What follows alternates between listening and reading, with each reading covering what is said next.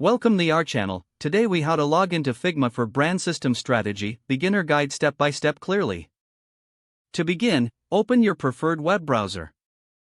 Type figma.com into the address bar and press enter. Once the Figma homepage loads, look for the login button in the upper right corner. Click on the login button.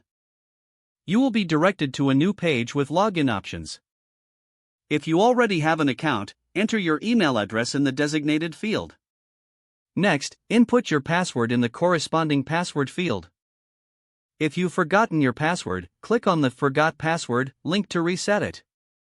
Once you've entered your credentials, click on the Login button again to proceed. If you have not created an account yet, click on Sign Up to create one. Fill in the required information, such as your name and email address. Create a strong password that meets the security requirements. After completing the form, click on the Create Account button. You will receive a verification email shortly after. Check your inbox for the email from Figma and follow the verification link. Once verified, return to the Figma website. Use your new credentials to log in. After logging in successfully, you will be taken to your Figma dashboard. From here, you can start exploring Figma's features and tools for brand system strategy. You are now ready to create, collaborate, and manage your design projects effectively. Happy designing! If the page does not load, refresh the browser or try again in a private or incognito window. Make sure you are using the correct email address, then retype it carefully to avoid small typos.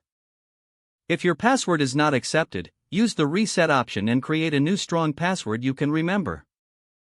Check your spam folder for verification or security emails, then complete any requested confirmation steps.